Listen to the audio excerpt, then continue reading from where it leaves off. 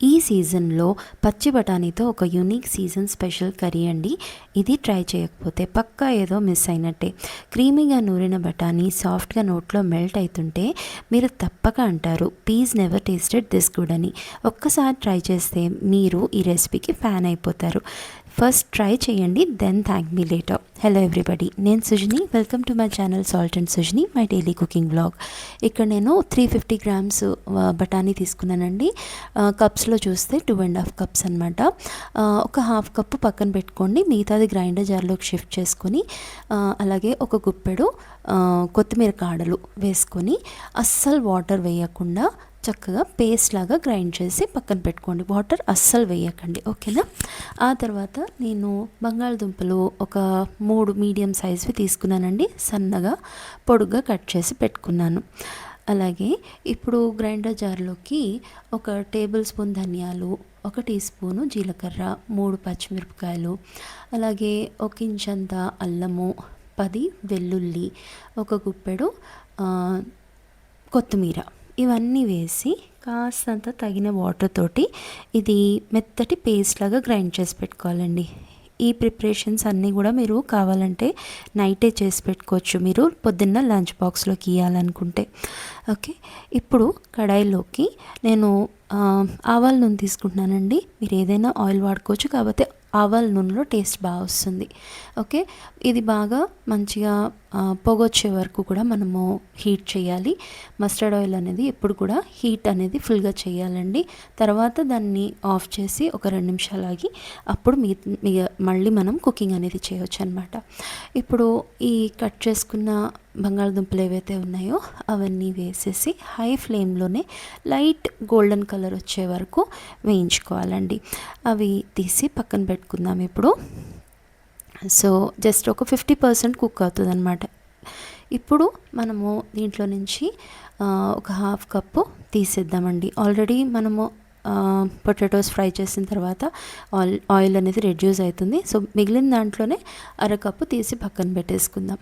ఇప్పుడు ఈ మిగిలిన ఆయిల్లో మనము ఇందాక ఏదైతే బఠానీలు గ్రైండ్ చేసి పెట్టుకున్నాం కదండి, అదంతా వేసేసి మంచిగా కలుపుతూ హై ఫ్లేమ్లో కలుపుతూనే ఉండాలండి. కలుపుతూ ఇది కొంచెం పొడి పొడిలాడే వరకు వేయించుకోవాలన్నమాట. సో ఇది డ్రై అవుతుంది, ఇదిగోండి ఇలాగా కొంచెం పొడి పొడిలాడే వరకు వేయించుకోవాలి. ఇప్పుడు ఇది కూడా పక్కన పెట్టేసుకుందామండి. ఇప్పుడు ఒక 3 టేబుల్ స్పూన్స్ అంత ఆవాల నూనె తీసుకుంటున్నానండి. కడాయిలోకి 1 బిర్యానీ ఆకు, 1 నల్ల ఇలాచి, అలాగే 1 టీ స్పూన్ అంత జీలకర్ర, ఇవన్నీ కూడా వేసుకొని ఒకసారి మంచిగా వేయించుకొని దాంట్లోకి 1/2 టీ స్పూన్ ఇంగువ కొంచెం ఎక్కువ వేసుకుంటే బాగుంటుందండి. అలాగే ఒక 2 మీడియం సైజ్ టమాటాలని సన్నగా చాప్ చేసి వేసుకున్నాను. తగినంత ఉప్పు, పసుపు కూడా వేసి ఒకసారి కలుపుకొని మూత పెట్టేసుకొని లో ఫ్లేమ్లో టమాటాలు అనేవి చక్కగా మగ్గిపోయే వరకు ఉడికించుకుందామండి. ఓకే, ఇప్పుడు ఒక 2 ఎండుమిరపకాయలు, 1 టీ స్పూన్ అంత గరం మసాలా పొడి, ఒక హాఫ్ టీ స్పూన్ అంత కారము, 1 టీ స్పూన్ ధనియాల పొడి, ఇవన్నీ వేసేసి ఒకసారి మంచిగా కలుపుకోండి. కారం ఎక్కువ వేయకండి, లేకపోతే ఇక కూర యొక్క కలర్ అనేది మారిపోతుంది. అలాగే ఇప్పుడు ఏదైతే మసాలా పేస్ట్ తయారు చేసి పెట్టుకున్నాం కదా, అది కూడా వేసేసి ఒకసారి మంచిగా కలుపుకొని బఠానీలు ఏవైతే ఒక హాఫ్ కప్పు పక్కకు పెట్టుకోమన్నాను కదండి, అవి కూడా వేసేసుకొని గ్రైండర్ జార్లోని కాస్త వాటర్ వేసి అది కూడా వేసేసానండి. మంచిగా కలుపుకొని 5 నిమిషాలు కుక్ చేసుకోండి. ఓకే, ఒకసారి మంచిగా కలుపుకుందామండి. మళ్ళీ ఇప్పుడు ఏదైతే మనము వేయించి పెట్టుకున్నాం కదండి, ఈ గ్రైండ్ చేసుకున్న బఠానీల పేస్ట్ని అది దీంట్లోకి వేసేసి ఒకసారి బాగా కలుపుకొని ఇప్పుడు దీంట్లోకి మనము తగినంత వాటర్ వేసుకోవాలండి.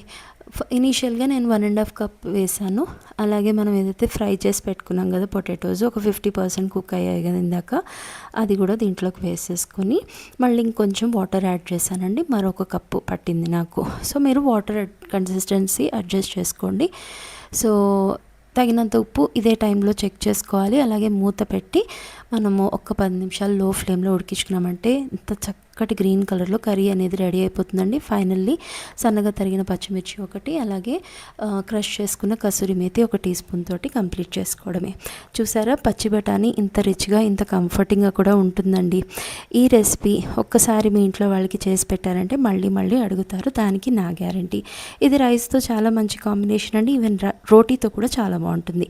ఇంకా ఇలాంటి ఎన్నో unique, easy and tasty recipes కోసం నా ఛానల్ని సబ్స్క్రైబ్ చేసుకోవడం మర్చిపోకండి. వీడియో నచ్చితే ప్లీజ్ లైక్ అండ్ షేర్. మరో రెసిపీలో కలుద్దామండి. Thank you for watching.